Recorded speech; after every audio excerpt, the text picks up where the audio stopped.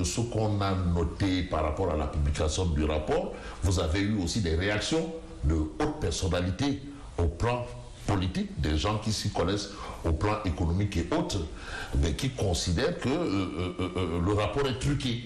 Bon, je ne pense pas fondamentalement que le rapport soit truqué. C'est vrai qu'il a été évoqué la question de la signature du rapport. Par exemple. Par exemple. Un document aussi sérieux que ça, comment on n'a pas de signature ni de signataire? Oui, d'accord. Mais bon, ce qu'il faut comprendre, c'est que la signature, on l'exige en termes de preuves.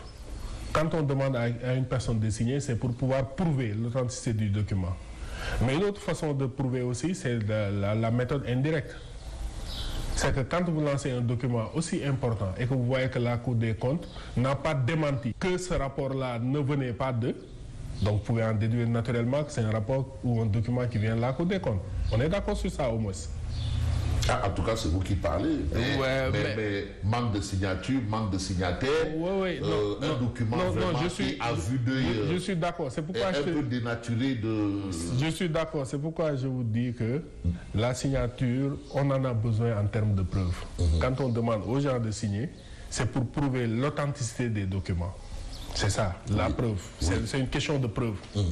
Ça, c'est des preuves directes. C'est l'administration quand même. Voilà, c'est des preuves directes, certes. Mais à côté de ça, je dis qu'il y a des preuves indirectes. Aujourd'hui, un document qui a fait tant de bruit, et vous n'avez pas entendu la Cour des comptes démentir l'authenticité du document, ça veut dire qu'on peut présumer que c'est un document qui vient de la Cour des comptes. Oui. Ça, c'est une des choses. Maintenant, l'autre chose, c'est que... oui, j'ai entendu toutes les réactions qu'on a eues sur ce document-là, mais il faut rappeler... Mais est-ce qu'il n'y a pas un manque de rigueur aussi par rapport à justement ces manques de signatures, certains sceaux par exemple, ou certains indicateurs administratifs? Ça dépend. C'est vrai, il est vrai que l'administration est écrite. Oui. Et il est vrai que le principe, chez nous, c'est de signer des documents, mais vous pouvez aller dans des démocraties où les cachets et signatures, vous n'en voyez pas. Par exemple, je donne l'exemple des États-Unis, que je connais bien.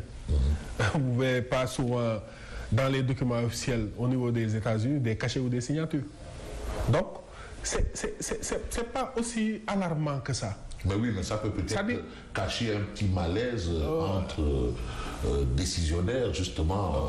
Oui, mais aussi, il faut éviter, surtout, que quand on évoque des débats de fond, qui sont très sérieux pour la République, que les gens s'arc-boutent sur des débats de forme pour esquiver les questions de fond.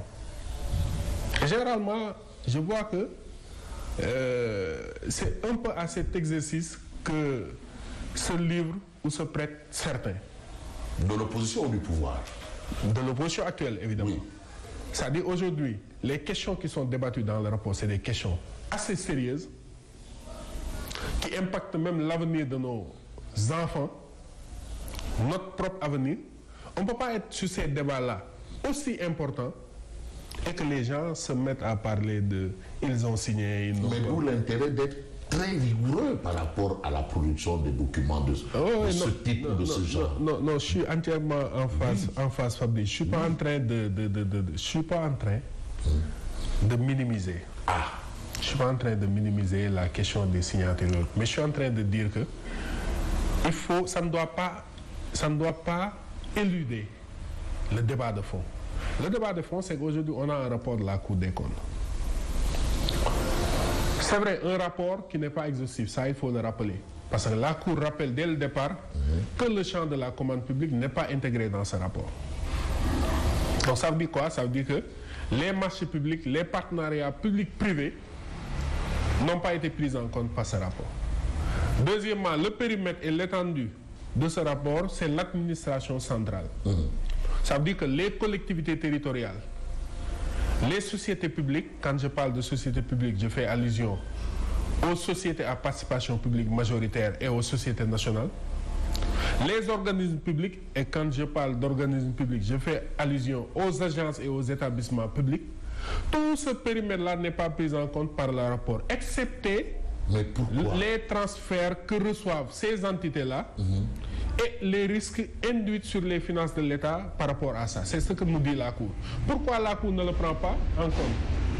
Parce que rappelons que cet exercice auquel s'est livrée la Cour des comptes est commandé par l'article 1.3 de la directive de la loi portant transparence dans la gestion des finances publiques, qui demande à ce que, quand un gouvernement arrive, dans les 3 premiers mois, que ce gouvernement fait la situation des finances publiques. C'est la loi portant transparence qui le commande. Et quand le gouvernement termine, la loi nous dit que le gouvernement doit remettre son rapport à la Cour des comptes qui va l'auditer pour le certifier ou pas. Et la Cour dispose de 3 mois. Vous voyez que les délais sont assez réduits pour la Cour pour pouvoir faire ce travail sur la commande publique. Mais malheureusement, c'est ça qui a fait que moi, je suis resté sur ma faim. Par rapport à ce rapport. Par rapport à ce rapport. Parce qu'aujourd'hui, mais si on veut vraiment voir les problèmes de ce pays, il faut regarder vers la commande publique. Il faut regarder vers les partenariats publics-privés. Les PPP. Les PPP. Il faut regarder vers les marchés publics. Aujourd'hui, on peut nous dire que sur 7 500 milliards dépensés, presque les 3 milliards, les 3 000 milliards sur les 7 500 milliards sont exécutés dans le cadre de la commande publique, et que vous faites un rapport qui ignore ça, et que ce rapport-là puisse rendre compte fidèlement de la situation économique du pays. Donc c'est ça qui fait que moi je suis resté sur ma faim par rapport à ce rapport. Donc pour vous, ce rapport, c'est juste la partie visible de l'iceberg. C'est juste la partie visible de l'iceberg. La situation pourrait être beaucoup plus alarmante si vraiment on se mettait à fouiner les agences, les sociétés, parce que là, le président de la République l'a rappelé. Aujourd'hui, les gens sont en train de faire des démarches pour rationaliser, fusionner les agences, etc. Ça veut dire quoi? Ça veut dire concrètement qu'ils ont pris conscience de l'ampleur aujourd'hui de l'ampleur de ce phénomène-là d'agenciation, de création de sociétés à tout bout de champ, où les missions s'entremêlent, où les gens ont des difficultés vraiment à rendre compte fidèlement de l'utilisation des deniers publics, si on sait que nous sommes dans un pays pauvre où chaque franc dépensé doit être justifié correctement. Et c'est pourquoi moi je considère fondamentalement que je suis resté sur ma faim par rapport à ça. Mais est-ce qu'il va pas falloir aller vers une réforme dans ce sens pour prendre en compte ce volet que vous évoquiez tantôt? Oui, on n'a pas besoin de réforme. La Cour a déjà donné la solution. La Cour a dit que si le gouvernement lui donne un mandat spécifique, elle va aller sur le terrain pour faire cet audit-là de la commande publique.